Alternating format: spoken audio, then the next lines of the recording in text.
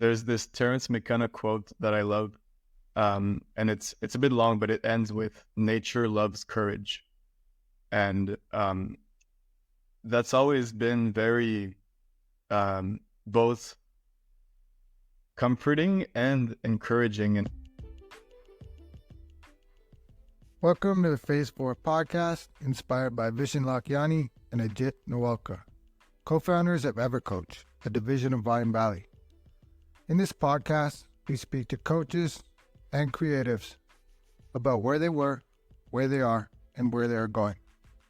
This is the intersection of what we focus on expands, and your story is your superpower.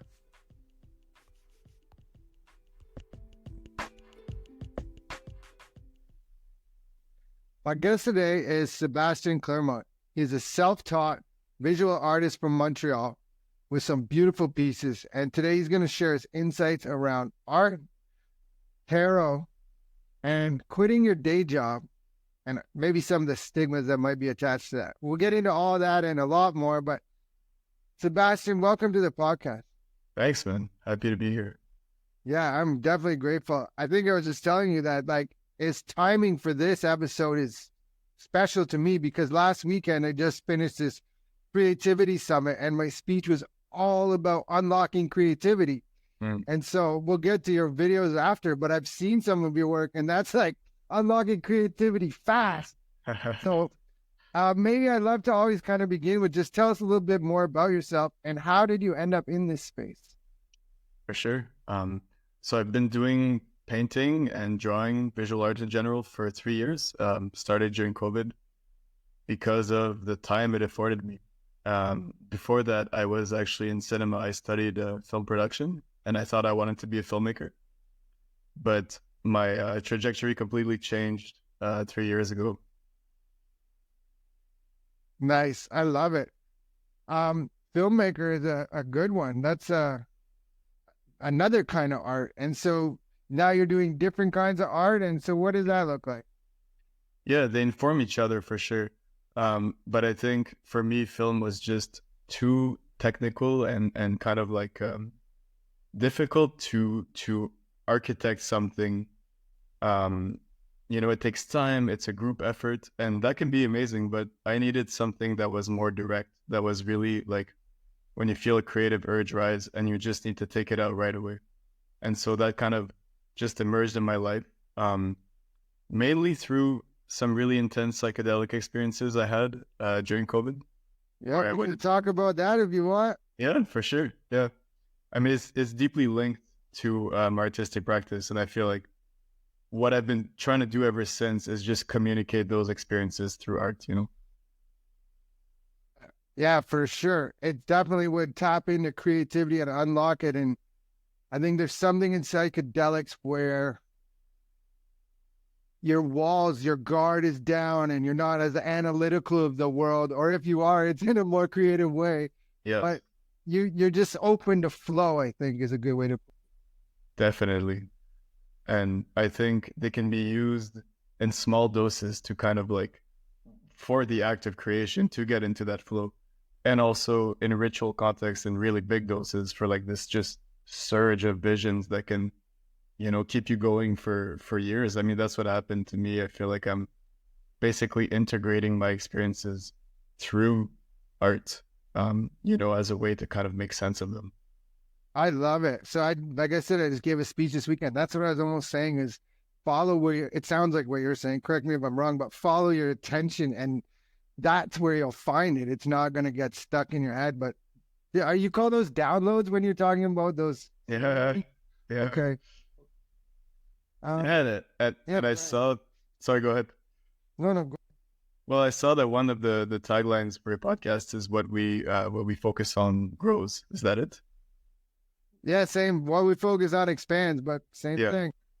Exactly. And I really feel like that I resonated with that because it kind of defined, like after those experiences, my whole life kind of shifted towards creation and trying to, communicate those aesthetic experiences that were for me beyond words. And focusing on it just made it.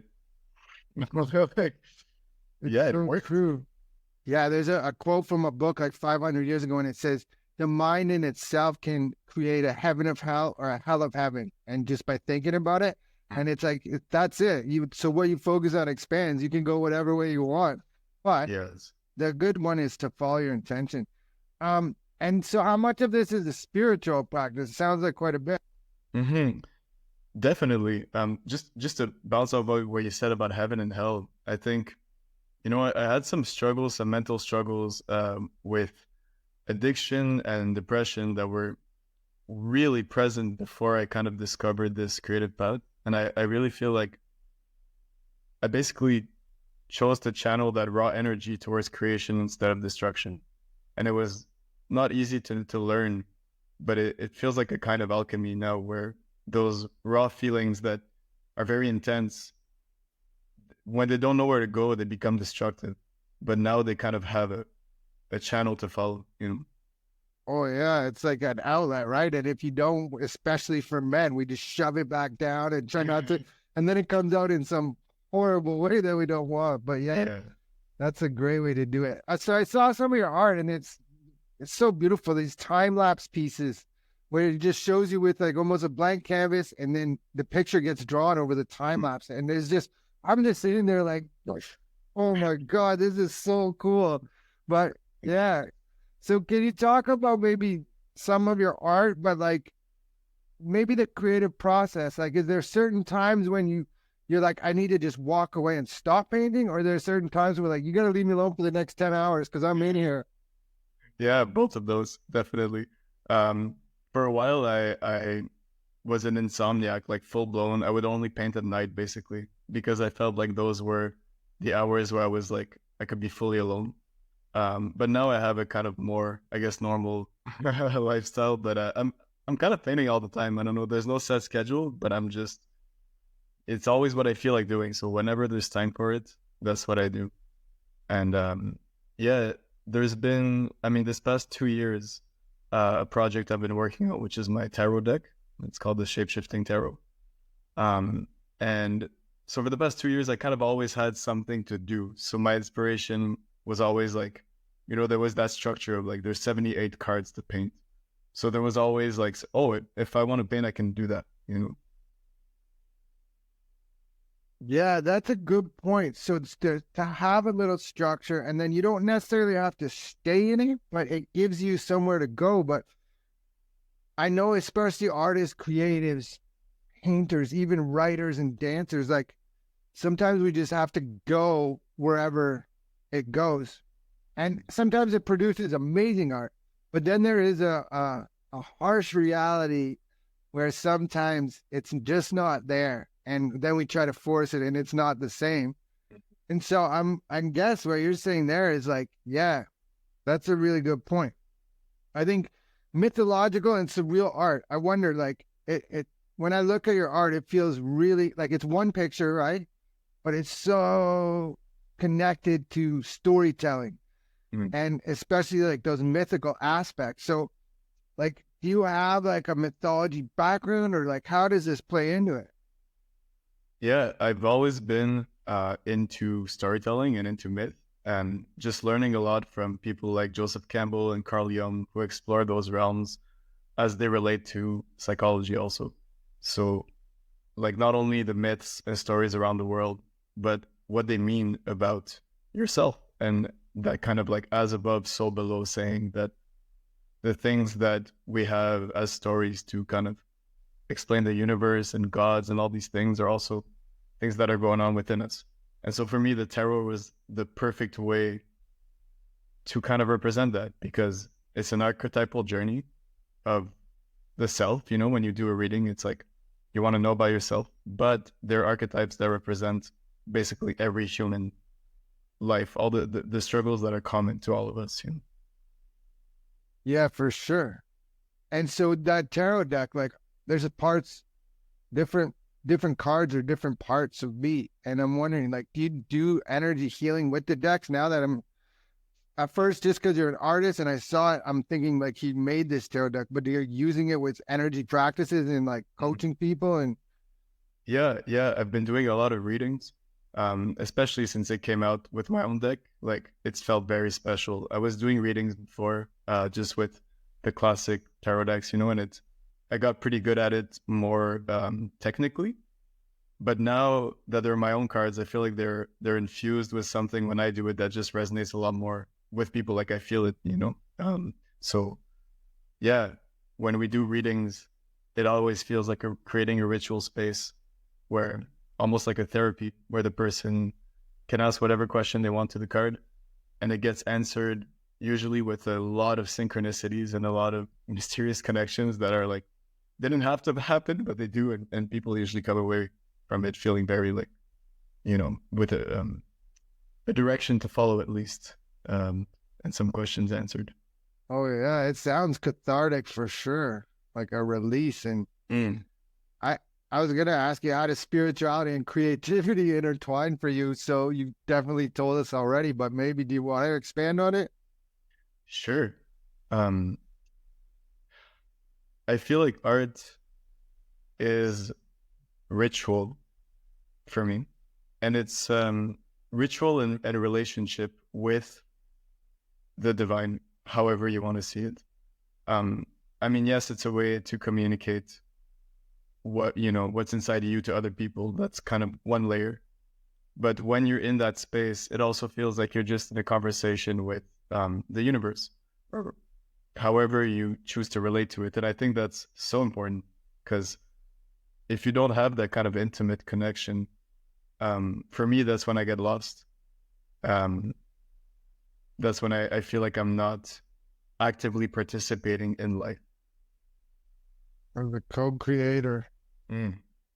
This is a good lesson for everybody. So that's true, right? So when you feel that, or if you're feeling lost, right away explore what has happened to your connection with the divine, and pretty sure that you're going to find out that, yeah, you're not, you need to go inside and take a minute and connect. Because I don't know, I knew it always, but just hearing you say it right now, it's like, wow, when we're disconnected from, that's when it's tough and life becomes more difficult. And as long as we stay connected, for me personally, it's just like, okay, there's an unseen hand guiding it all. For sure, man. And you said the word co-creator, and I think that sums it up in a way. You're aligning yourself with the greater creation, like nature, whatever it's doing, it's always creating. And you're kind of just adding a small drop to it. And I think that's one of our jobs as humans, you know? Yeah, I'm wondering, you have a certain piece that stands out more, and like, is there any reason why? And do I have a certain piece, or did you have one in mind? Here, you're asking. No, I'm wondering for you personally, like, is there one piece where you're like, man, this one's awesome, or it just holds a really cool significance? Well, I really like the one behind me, actually. The one that's on the wall. Tell us about it. Yeah, so that's the Seven of Cups in the tarot. So there's 7 cups with heads coming out of them. And I made this one. It was my biggest piece yet. I made it 2 years ago, right after I quit my job and decided to leave to Colombia for an arts residency. I had no idea what was going to happen. I just kind of took a leap of faith. And that's one of the first pieces I made there. So it's very special to me for that reason. And also because the meaning of the card is kind of unbounded creativity. It has to do with imagination and absurdity also, and just like it kind of encompasses that whole practice for me. Wow. The absurdity of this, unbounding, on my website, it says unbounding boundaries. And the whole thing, like going back, is just, the timing is crazy for me that you're here, because my speech was all about unlocking creativity. And now you've just given us tons of ideas of how that happens, and then your own real life experience and story of that happening. And I guess, what would you say maybe then, somebody who's on the edge about quitting their job to follow their dream? So there's this Terence McKenna quote that I love. And it's a bit long, but it ends with nature loves courage. And that's always been very both comforting and encouraging and emboldening to me, because it's almost like this again, this relationship with the world, where the more leaps you take towards what you feel is your true self and what you really have to contribute to the world. I mean, we have one life. Like, when you really remember that, and it feels true in your body, it's insane to spend it doing something you don't want, or to not go for your dreams. So that's kind of like acting as much as you can from that point of view, from that, leap and the net will appear point of view. That's what's helped me anyway. I mean, I'm very grateful with the answers that life has given to my leaps, to my putting myself out there. So I really encourage it in everyone. Me too. I love it that you like went on this sojourn to Colombia and you find yourself and you don't know how you're getting there or why you're going, but you're just again following it. And then, you find out later, right? When it's always easy to look back and be like, oh, that was happening for me the whole time. I didn't notice. Mm. Yeah. And it's a really, again, archetypal thing. Like in most myths and stories and their hero's journey, it's always that. There's always that dive into the unknown. I think we're not used to that anymore, but if you look at any ancient story, that was a necessary part of the process. And the more you resist doing that, I think the more you kind of accumulate resentment for your life if you're not pushing those boundaries and exposing yourself to unknown elements. Yeah. You know the Tragically Hip band? Yeah. Yeah. So they just had this documentary on Prime. It's awesome, but it shows their whole career. And so when they're young, they're very creative, artistic. And then as they get older and stuck in their ways, then they start butting heads and they're trying to control it more. It sounds a little bit like what you're saying there is that we got to just follow it. I ask everyone this. This is the Phase 4 podcast, and Phase 4 in the 6th phase is a meditation by Vishen Lakhiani. It's all about creating a future 3 years from today. So where is Sebastien 3 years from today? Wow, that's a good question, and I don't know where Sebastien is 6 months from today. I tend not to plan, and that's been working out for me to be quite open to where life wants to lead me. But I'm going to try to still answer your question with kind of the best possible outcome. And I think a dream of mine that's building up slowly over the past years is to have my own arts residency. And I've been slowly getting to it, organizing events with more and more people coming to create together and trying to create a community of artists, of people, even non-artists who are interested, just to kind of, have a space to be creative. And so one day, 3 years from now, maybe, I would love to have a land where I can host people and create those connections and also keep making art myself. I love it. Yeah, I'm the same. I'm 3 years. I kind of have an idea, but I know it's not going to happen anywhere near what I do. But that's a good one. The thing I love about this question, it kind of just allows you to go play and explore. And then I know quite a few people who have asked that question too, who though the answer, it comes before 3 years. So it's almost like giving your brain a target to reach for. And then you because it's out there, 3 years out there, you're doing things, the universe aligns to make things happen, but then you pull it closer if you think about it all the time. Yeah. Yeah, I feel that. So as we begin to wind down, if this episode resonates with you, please like, subscribe, share, and reach out to Sebastien. He's got that new tarot deck. And even if you're in the Montreal area, and you have something with the arts, reach out to him too, because you connect with people around you. And then from their stories, that's for art for me. But tell us more about where we can get that tarot deck. Yeah, so you can find everything on my Instagram. That's Satin Point Beads. And also I have an Etsy shop, same name, Satin Beads. And you can find my tarot deck there. I'm guessing you might put those names in the show notes. Yeah, oh yeah, for sure. Nice, thank you. And yeah, for sure, reach out if you're in Montreal or even in Canada. I'm always down to meet like-minded people. And so before I ask my final question, I kind of always ask everybody, or I let them take it wherever they want. So if there's something you have to sell, sell it. If you want to tell us a message, a story that maybe we don't know, or if you have some kind of message of inspiration or hope, take it away. Yeah. I would really just encourage people to take time with themselves and just really take the time to see what wants to emerge from them in this life. To me, that's really tied to reminding ourselves of our mortality, which is a practice I try to have often. That we do have one life and we are going to die. We don't know when. And so while we're here, trying to make it as colorful and intense and true to ourselves as possible. That's beautiful. Yeah. It's important, right? Fortunately for me, I died while I was alive, and now I don't waste it at all. I would just, oh my God. I do have one more question, but how do you balance the creative freedom of being self-taught artists with the practical realities of building a career in this field? Mm-hmm. Yeah. It takes a lot of scheming and hustling, honestly. And it's funny because there are two different sides of the brain for me.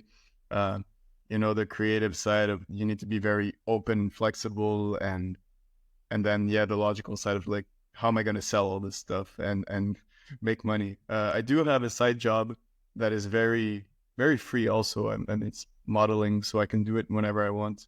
And so just finding things that kind of fit into that lifestyle, maybe not have a soul-sucking job that leaves you too tired to create, but try to find ways to make money that are not sapping all your energy. Yeah.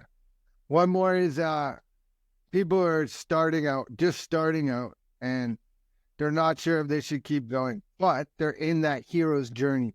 They feel the calling, they've ignored it, but it keeps coming back. Mm-hmm.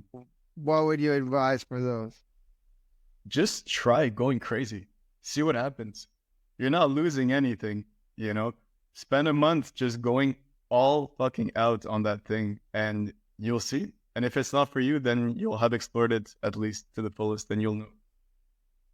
Amazing information. I do that 3 months, right? 90 days at a time. It's enough to learn. It's also enough that you're not wasting your whole life, but it's enough to know for sure, for most things, if this is for me or not. And what happens if it's not for you during the 90 days, you'll be redirected somewhere else if you see those signs. Yeah, exactly. Yeah, good point. For sure. All right. So then my final question, you told us where to get the tarot deck, but you have a website or somewhere else people can reach you. Where do you want people to connect with you? Yeah, there is also my website. I didn't mention that. That's myfullname.com. So SebastienClermont.com. And you can get my tarot deck there. I got a little box here. Just thought I'd show them here. So yeah, please. What is Satin Bees? It's an anagram of my name. So Sebastien, but just I mixed up the letters and it gave Satin Bees. Wow, that's cool. Very beautiful art, man. Thank you so much. Thank you. Well, I appreciate your time today, and this was awesome, and I'm definitely grateful for you. So thank you so much. Me too, man. Thank you.